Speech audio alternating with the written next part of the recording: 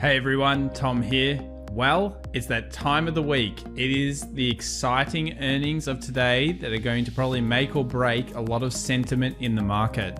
Today we'll be covering that. We'll also be covering our technical analysis thoughts on the S&P 500, NASDAQ, Dow Jones, and even gold and the dollar index.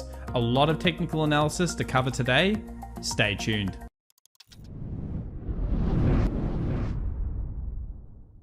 So as we like to do, we like to quickly cover what happened yesterday in the market. Well, yesterday we saw a little bit of rotation out of the tech stocks, as I do really believe the market is a little bit scared about whether these earnings are going to hit the lofty expectations.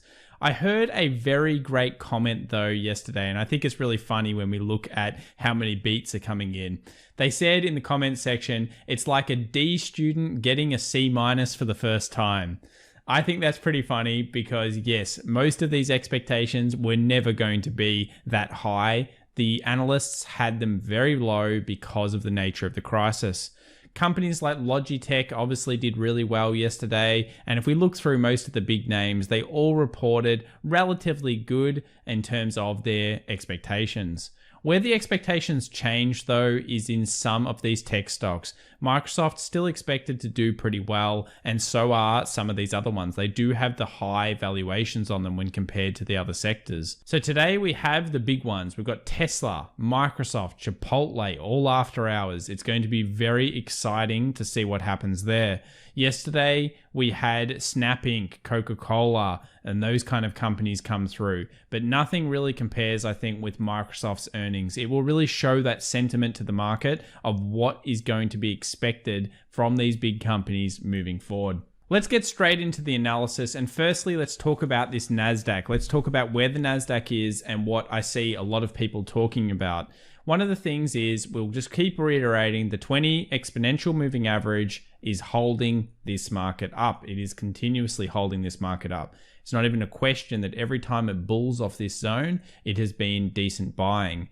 Now, ahead of earnings, we are basically at a point of resistance. I wouldn't even be surprised if the market kind of comes up to this resistance close to the end of the day, just because it wants to wait for that Microsoft news to see what's going to move next. Now, we are at a resistance though. There's clear level here, 11,000. What is that? A psychological resistance of the market. It's an area where we expected profit taking to happen. Even when it got to 10,000 down here, we were saying it's most likely going to achieve or get around 11,000, and then it will struggle as people take profit. What could be happening next? Well, if we were talking about this from a double top perspective, really it needs to break through the 20 moving average and, more importantly, this intervening trough. You never want to predict a double top, especially in an aggressive trend. If you're trying to short this right now, that's super dangerous. But if you're trying to get into the market and you want to short it, then you would be waiting for it to get through the 20, then coming back up, retesting with what we call roll reversal, and then selling off. That's what you would want to see from the market dipping or at least coming down for some period. So the NASDAQ is showing signs of a little bit of weakness up at this resistance, but it's really just all speculation each way to how these reports are going to be. How good is Tesla's report going to be? How good is Microsoft's report going to be? If we go over to the Dow, I think a few other technical things are setting up that are worthwhile noting on the Dow. Well, firstly, the Dow's been weaker than the NASDAQ. No surprises. We talked about this to death on the channel over time. But what I like here is actually this buying support at 26,300. The reason I like it is look at this previous resistance here on the daily. The 200 moving average acted as resistance. That means it's probably going to act as support. And at the same time, we've also got a 20 exponential moving average interacting with that zone. It gives two dynamic supports around the point of roll reversal. So when we're trading and we're looking at these zones, we can then go down to the smaller time frames and say, well, this is the kind of area which interests me. We're interested in this area. We want to see how the price is interacting on the smaller zones. The daily shows us all of that. And I like this. I like this area quite a lot if it was to come down and test it again. Look for a change of trend on the smaller time frames, potentially buy it up to the resistance. Key breaks, of course, for the bears would remain, it needs to get under the 25,000. Before it does that, it's a bona fide uptrend, and that is how it sits. The reason we know 25,000 is so key to everything is because the previous resistance has acted as support, and therefore we know the market loves this level.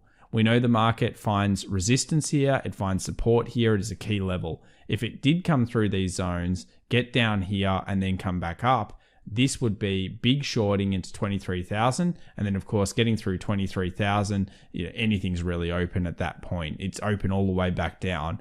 Is it going to happen? It doesn't seem likely with the Fed interacting with these zones. But right now, this would be kind of the zone, gets back up, hits the resistance, probably finds some form of profit taking, hits the support, which was previous resistance over here.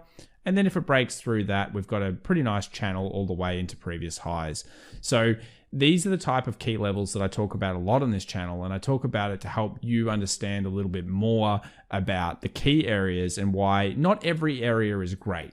It's just finding the key areas that's statistically more likely to be successful that you want to get that opportunity in. What about gold? Well, I've left some of the channels up here. We'll go back to the daily and just quickly talk about it. Gold broke out, nice bullish hammer off the reversal. See that reversal? Gave you the opportunity. That's why I always say it usually gives you the opportunity. This time, maybe it didn't, but we did have that nice channel, broke out, all the metals went. Silver had a massive break of resistance the other day and then kept bulling into the sun. This one here, very, very strong, nice price action momentum. Where does gold go to next? It makes sense for it to go back to previous highs. So back to those kind of 1900s that it hit all those years ago. It's hard to believe that gold has not been at $1,900 an ounce since 2011. So what does that coincide with? Well, it coincides with the same time that the S&P 500 hit all-time highs. Strange coincidence there, yeah? Gold usually has not performed that well after the S&P 500 has made all-time highs. So then where are we on the S&P 500? Well, we're at a point where we're trying to now get to all-time highs. Is gold bulling? It certainly is. When it reaches this, will gold have hit resistance? It may have. That's the synergy between these two pairs right now. Very strange how it works. So basically, the S&P 500 is in that channel trading range. We've talked about how on the weekly, if we took the bodies from up here, the 3,200 to the 3,000, that's our body trade range. That pretty much points us back into all-time highs. We're above it right now. We are waiting for Microsoft news. If we look at the futures and what happened, notice how the futures came down and just quickly tested this previous resistance and then bounced off it. And everything's going to come down to what really happens in the earnings over the next couple of weeks, whether the bullish sentiment comes in or not. If it does from Microsoft, if it does from Tesla, if it does from a few other companies, we're pretty much going to see further bulling. A lot of people might point to this being a shooting star or this being a pin bar rejection.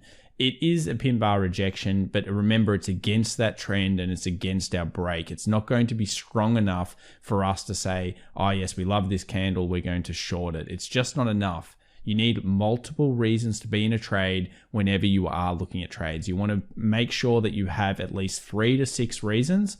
And if we're buying, let's say, off this break, what do we got? Well, we've got long-term trend, so that's one reason.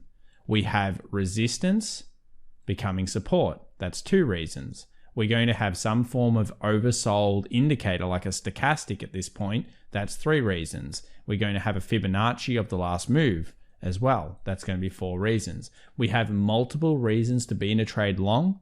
And the beauty of it is we could potentially just place our stop loss underneath the last swing. We don't have to necessarily place it underneath the full channel. We can place it underneath the last swing and get that aggressive entry and then take it for the aggressive take profit. And guess what? You can apply this to your shares. You can apply this to bullish breakouts on shares. They come back, they test, you take it long. Obviously, there's going to be certain instruments that don't trade that way. If you trade Tesla, you need to know when it's breaking out, you've got to be on. And you've got to be on it hard because it doesn't come back. It's the kind of stock where when it breaks out, it goes crazy and then it has 2 or 3 or 4 days of incredible bullish momentum and then it starts to sell off.